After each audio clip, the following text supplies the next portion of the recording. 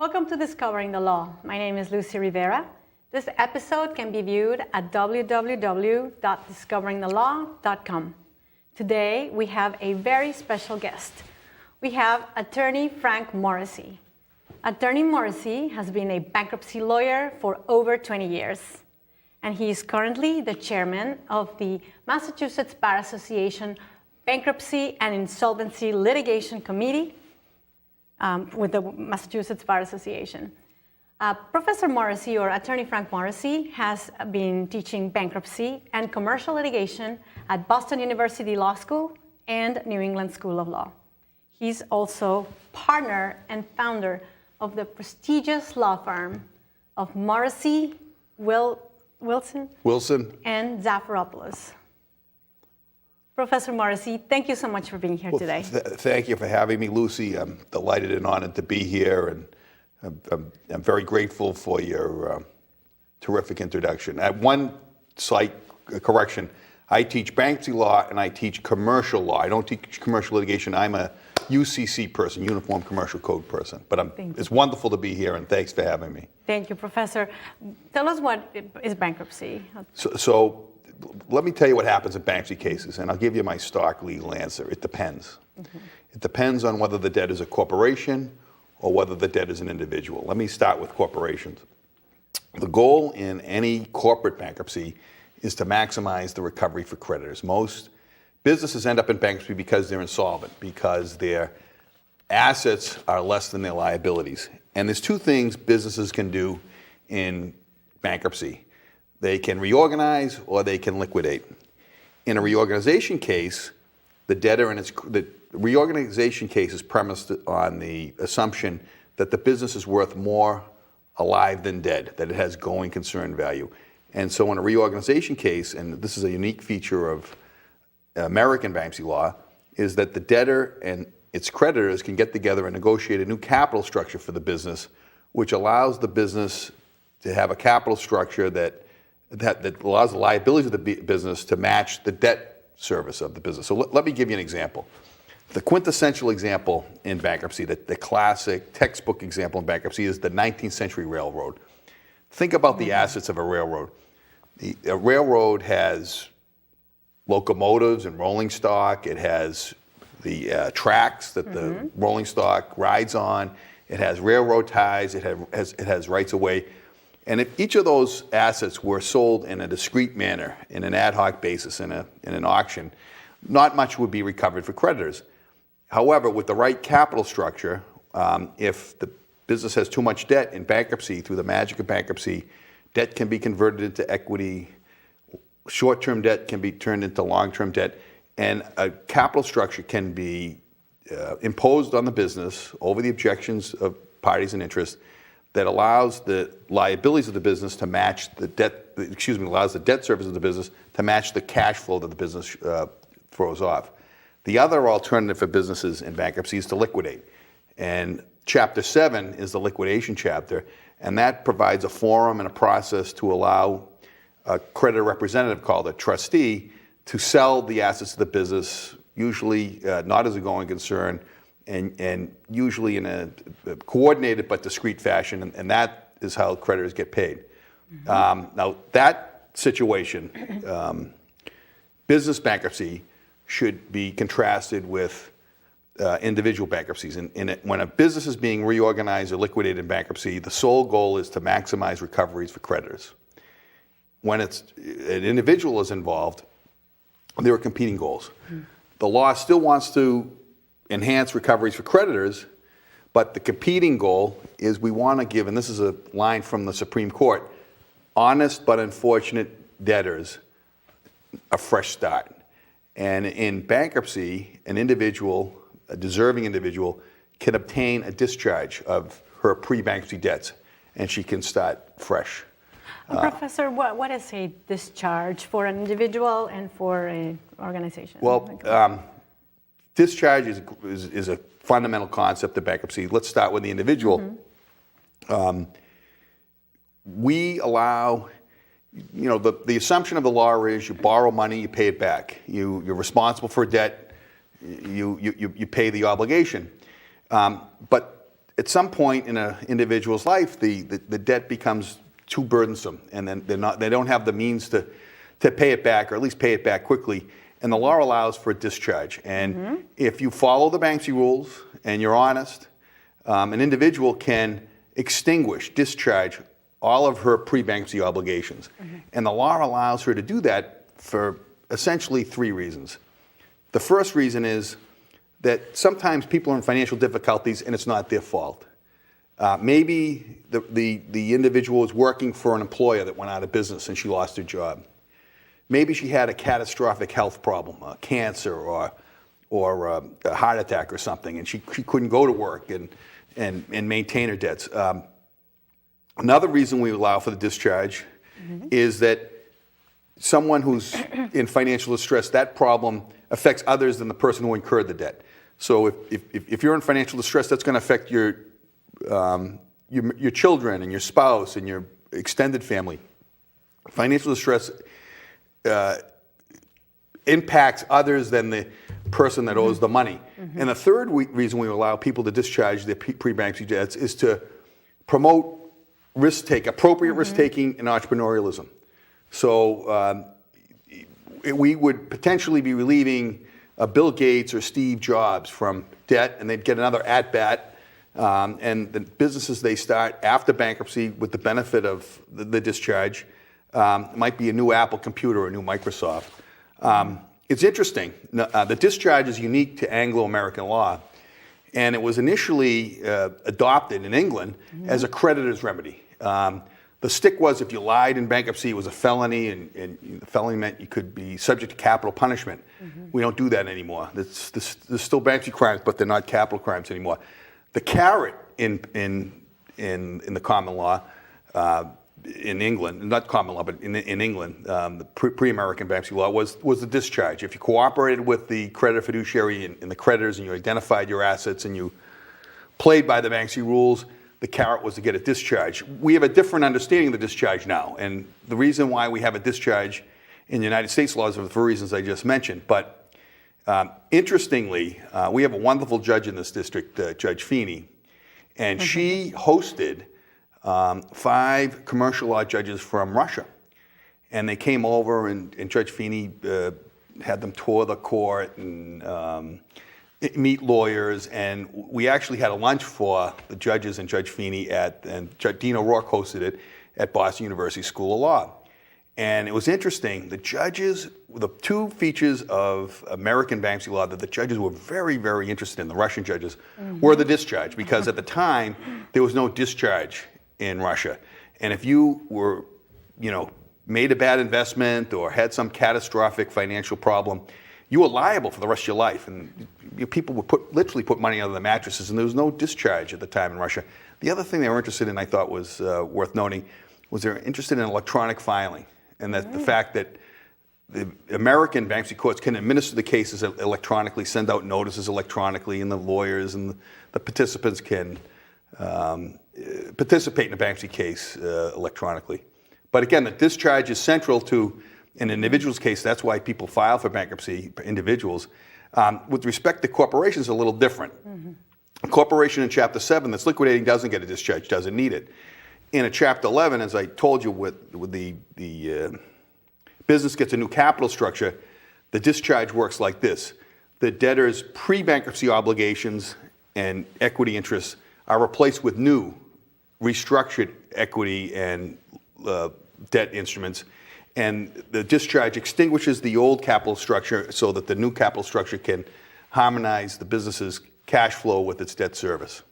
I think that's a lot of technical stuff, but you know it cold. I don't know about that, but you're very kind. I would like us. Would you repeat the goal of bankruptcy? You said giving the honest. So the goal for the key distinction to draw is the distinction between business bankruptcies, corporate bankruptcies, where the debtor is not a flesh and blood human being, and then bankruptcies for human beings. In the business context, when it's a corporation or some other entity, there's one goal, and that is to maximize recoveries for creditors. When it's a human being in bankruptcy, the goal is, there's twin goals, and they compete with each other, their intention. We want to get a reasonable recovery to creditors, but on the other hand, we want to make sure that the debtor gets a fresh start. If it's an honest, according to the Supreme Court, an unfortunate but honest debtor. So we don't take all of the debtor's assets in Chapter 7. We allow the debtor to retain certain exempt assets. And we also relieve the debtor of her pre-bankruptcy debts in Chapter 7 and Chapter 13 so that she can continue to take care of herself and take care of her family. Because if she couldn't take care of herself or her family, society would. And the other reasons, promote entrepreneurialism and social welfare. The way to think about a discharge, and this is how the legal academics think about it, is it's part of the social safety net. And it's a critical, important part of the social safety net. And Attorney Morrissey, why did you decide to specialize in bankruptcy? Well, it was serendipitous, Lucy, and I'll tell you, the show's not about me, but I went to Boston University Law School right around the corner. It was very transformative, and I was very, very lucky. I got to take bankruptcy and commercial law from two wonderful professors, Professor Walter Miller and Professor Donald Board, and to me, it was like learning how to read. They had a big impact on me. And then when I graduated from law school, I had another wonderful opportunity to work for Judge William Hillman. Judge in Massachusetts, the District of Massachusetts, bankruptcy is a federal statute, so we go to federal court. There are 5 bankruptcy judges. Judge Hillman at the time was one of the bankruptcy judges. Judge Hillman's a great lawyer, master of the UCC. In fact, he was a lifetime commissioner of the Uniform Law, and he also published several treatises on commercial lending and bankruptcy and other commercial topics. So I clerked for him for a year, and so I, at that juncture, specialized in bankruptcy. And then I got an opportunity to work for a law firm, an old law firm, Hutchins & Wheeler and Dittmar, which was founded in 1844.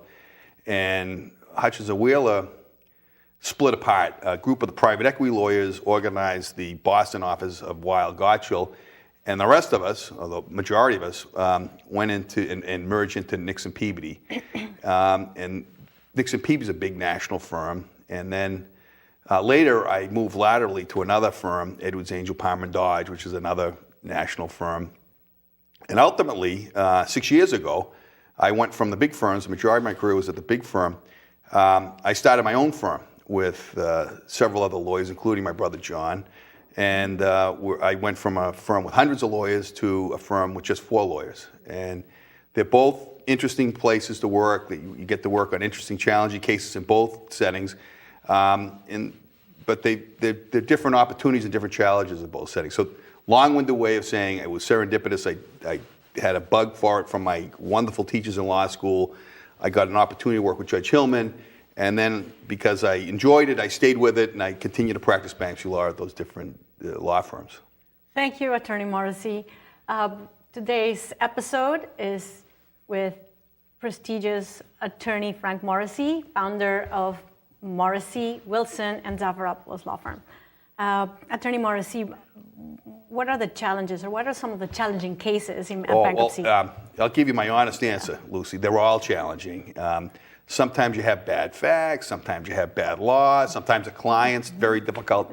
And I'll confess on TV that last year, I think I'm the first person to do this. It's very unique. Very unique is the wrong way to say it. It's unique. Is I lost an unopposed assent to motion before the Supreme Judicial Court. And I think I'm unique in the bar to have done that. So they're all challenging cases, but I'll tell you about a couple of interesting cases I worked on. And they happened right at the beginning of my career. The first case arose from the Brad Blight securities fraud case, and Mr. Blight was aptly named. Mr. Blight operated a Ponzi scheme, and he targeted retirees and people in the middle class and the lower middle class that really needed the money. I mean, you've heard about this recently with the Madoff scandal, and Madoff had some big players that he burned.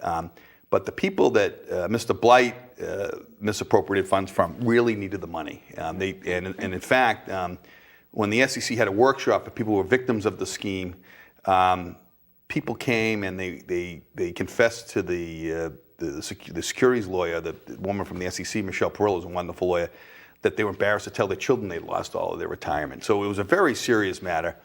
And the SEC brought a lawsuit against Mr. Blight for fraud. Mr. Blight responded by trying to commit suicide, and he was taken into protective custody. And a colleague of mine at the time, Dave Vincenanzo, was appointed to be the SEC receiver. Now, I was a fairly young lawyer at the time, and the job was to take custody of Mr. Blight's assets. And he had all different sorts of assets. The trophies in the portfolio at the time, what we thought were the trophies, was he operated a radio station, WBAX radio station. And I think that's how he recruited people to invest with him. And he also purported to have this very, very expensive art collection. And I remember it like it was yesterday. We got the order late Friday afternoon, and it was the day my brother was going to have his bachelor party. It was supposed to be my brother's bachelor party. And instead, I had to find the radio station. We got the order, we didn't even know where the radio station was. And we found it. It was above the Fours restaurant in North Station.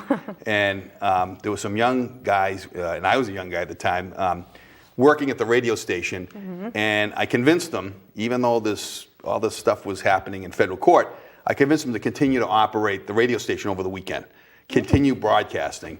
And they accommodated us. And then I remember, once we got the radio station stabilized, I found the art collection. And I had grabbed a couple of guys from the mailroom, and we literally took the art off the wall, put it in a cab, and found a safe place for it at the firm. And at the end of the day, that case was a very challenging case. We didn't know whether there'd be any money for any distributions, even administrative distributions. The fraud was about $30 million, and we were able to recover about $6 million. So that was a pretty good dividend in a case like that. So that was a very challenging case, and it was a case I cut my teeth on. Another one. There should be a movie about that case, Professor. Yeah, who would play me? That's the question. I was thinner then, so we'd have to get some young, thin actor. So the other case I was involved in that was kind of an important case to me anyway, and it's an interesting case, is called Sherwood Partners versus Lycos. And it involved a state statute, a California state statute, and it allowed a creditor fiduciary, state law creditor fiduciary, to recover for a preferential transfer. It's very technical. And there was more than $1 million involved, and there were no defenses. The case was a real dog, and so I got it. I was the low man on the totem pole. And I took the position that the state statute had been preempted, that it was unconstitutional, that it improperly trespassed on the field of bankruptcy, and as a result, it was unconstitutional. Now, needless to say, that wasn't well received by the other side. And in fact, I think the lawyer on the other side, very senior guy, called me a petuous young man. And they ended up doing a couple of things in response to my motion. One was they hired Ken Klee, who was the principal draftsman of the Bankruptcy Code, to file an amicus brief, which is kind of unusual. And they also took the position that it was a frivolous motion. And so I had to go see the firm's ethics lawyer. And the theory wasn't successful in the trial level, and then it went on appeal. And it just sort of got under my skin. I said, there's something here. I might not be saying it right, but there's an issue here that we could maybe a winner. And so I briefed the issue, and I remember the partner in charge, and he was rightly very impatient with me, and he was telling me I was wasting his time and the client's money. But at the end of the day, the Ninth Circuit agreed with me. The Ninth Circuit. And the judge that wrote the opinion is a famous judge, and he's a brilliant judge. His name's Alex Kaczynski. And so he saved me from having to go see the firm ethics lawyer anymore. And ultimately, the lawyers on the other side sought en banc review, which was denied, and then they filed a petition for certiorari in the Supreme Court, and they couldn't get the 4 votes for certiorari. But that was my one little moment in the spotlight, and there was a very, very interesting case. And at the time, it didn't seem interesting; it seemed very challenging. But I was, very pleased to be involved in it. At circuit court level. So it went to the Supreme Court. They filed a petition for cert, and it was interesting. The other side recruited a class. St. John's University School of Law has an LLM program in bankruptcy. And the lawyers on the other side recruited a class that was doing on appellate work and appellate bankruptcy appeals. There was a class, and each of the students filed an amicus brief in connection with the petition for cert. Each of the students. Yeah, that was pretty good. And then there's an academic from Yale that filed a petition for cert, and then an article serendipitously got published, and it accused the lawyer for the defendant and the appellant of being a fast-talking salesman of snake oil, and called the Ninth Circuit a naive court, but it didn't persuade the Supreme Court. They couldn't get certiorari. You need 4 out of the 9 votes to have the Supreme Court hear your case. So I survived. I survived that case, and it's still on the books, and it's an interesting case. Attorney Morrissey, we only have 2 minutes left. What are your thoughts of bankruptcy? Why do you like it? You're passionate about it. It's so important. Well, I think bankruptcy is a great thing to specialize in. It's the last refuge for a Renaissance person. If you're a bankruptcy lawyer, you get to do transaction work, you get to argue motions, you get to do appeals. The bankruptcy bar is a wonderful community. It's a small bar within the larger bar, and there's a lot of collegiality. In fact, all of my competitors are all my friends, and we share forms, and we strategize cases. I've had an opportunity as a bankruptcy lawyer in this district to work with some wonderful lawyers, iconic lawyers, and some of them I'd point out would be Edwin Smith at Morgan Lewis, who's the principal he's the chairman of the drafting committee of the most recent amendments to Article 9. He's the chairman of the drafting committee of the new version of the Uniform Fraudulent Transfer Act, which is going to be called the Uniform Voidable Transactions Act. I mentioned Judge Feeney. Judge Feeney's a wonderful judge, scholarly. Every time you go into court, she doesn't agree with you every time. Needless to say, she's got a mind of her own. But you always have your day in court. Your client has his case or her case evaluated and considered, and you get to put on your record and put on your case. The other thing I say about her is she's a great mentor. She reaches out to individual lawyers in the bar and tries to help them with their careers and help them get to where they need to go. She's also very generous. As I mentioned, my bankruptcy class goes to Judge Feeney's session, and she spends all sorts of time with the students to make them feel important and make them feel like they're engaged and they're part of the community. So I would suggest for someone just getting started in the law that the bankruptcy is a great place to practice, and it's a wonderful, exciting area.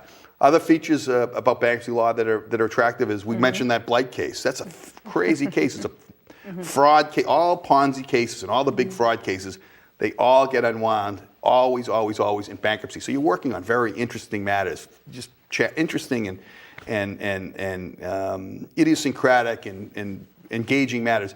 And the other thing about bankruptcy is the pace of bankruptcy. It moves very quickly. It's not Bleak House in the bankruptcy court. The cases need to move along, and sometimes the judges and the lawyers liken the bankruptcy estate or business and bankruptcy to the proverbial melting ice cube. We've got to get to the bottom of things. We've got to get the relief now, or it's not going to be effective. So I would say it's a great place to practice. And I would encourage, even if you're not going to be a full-time bankruptcy lawyer, but if you're going to be a lawyer, you should know something about bankruptcy, because bankruptcy touches on almost everything: intellectual property, real estate, commercial litigation. Bankruptcy has its fingers in almost everything. So I'll close with this: that if you want to have an interesting and diverse and well-rounded legal career, try bankruptcy, give it a shot. We'd like to see you. Attorney Morrissey, thank you so much for being with us today. It's been inspirational, and we really thank the law firm of Morrissey, Wilson, and Zafiropoulos for lending us Professor Morrissey, who teaches bankruptcy and commercial law and at BU, our alma mater, and New England School of Law. Well, thank you very much, Lucy. Thanks for having us. Appreciate it. Thank you for watching. Please watch this episode again at www.discoveringthelaw.com.